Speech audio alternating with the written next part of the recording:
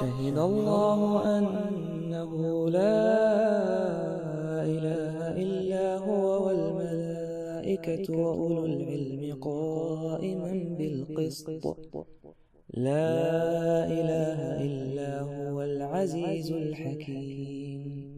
Bismillah ar-Rahman ar-Rahim. We will continue the topic of the reality of La ilaha illallah from where Brother Khalid left off in the last episode. The topics of Islam, this belief in Jahiliyyah are matters of faith. A matter ordained by Allah Almighty and not one left for mankind to ordain. And He set specific laws so that people do not become misled in these issues. The fundamental case of Islam and the foundation of these systems, as well as the foundations of unification and its rules, were clear and still are, because we know that Allah has preserved the truth. Therefore, it was clear and specific to the people of the time, in the time of the righteous caliphates, where they had nothing but Quranic and prophetic texts, and people did not differ on these issues. If any kind of dispute did happen, as it did when the Messenger ﷺ passed away and many people reverted, Muslims quickly returned to these rules and regulations, and no large disagreements occurred that would have led to differences within the Muslim community. When Abu Bakr guided the Muslims back to the truth and Islam and Tawheed, reminding them that La ilaha illallah has conditions and that people can only protect their blood and wealth by it, and their judgment is up to Allah, the matter was brought to an end, and Allah Almighty brought tranquility into the heart of the companions, and it was agreed that they would fight the reverts and those who refused to pay zakah. However, after this time period, a few groups emerged from within the Muslim community as a result of the conflict between Ali and Muawiyah. May Allah be pleased with them both. Then more groups emerged after the translation of Greek philosophy books in the time of Khalifa al-Ma'mun. This work resulted in a lot of damage in many aspects of the Islamic lifestyle, from practical, intellectual, and cultural standpoints. After the translation of the philosophy books, a lot of groups emerged. As a result, people started to discuss topics they had never discussed before, wherein the issue of Tawheed and its fundamentals, as well as the truth of divinity, were clear and determined. People did not interfere with it. They would accept it as it came in Allah's book and how His Messenger ﷺ related.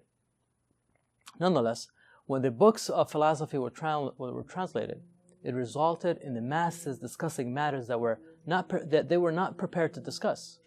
The issue of divinity is a dangerous topic, and the human mind is limited in its perception. Therefore, this limited creation cannot fathom Allah Almighty or His exactness. When Allah Almighty describes Himself as there is nothing like Him, it becomes apparent that this glorious Lord cannot be fathomed by the limited and mundane human mind, nor can they comprehend Him. Nevertheless, mankind is capable of understanding certain elements through which their lives and their principles can advance. They can comprehend these matters using the capabilities that Allah has bestowed upon them. However, if logic starts to meddle with these issues and into fields which mankind does not have the means to comprehend nor the capability to delve into, they will stumble and become misguided.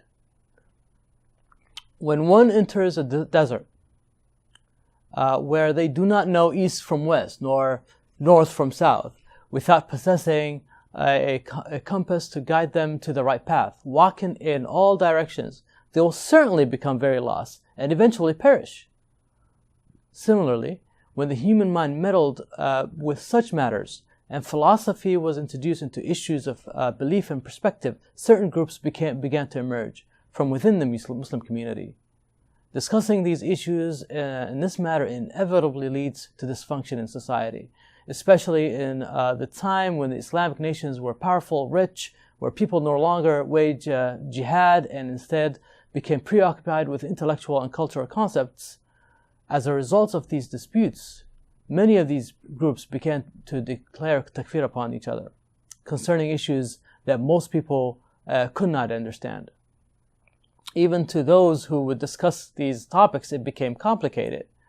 In this way, the phenomenon of takfir appeared, and people began declaring takfir upon each other over matters that requires accurate understanding that is difficult for most people to understand.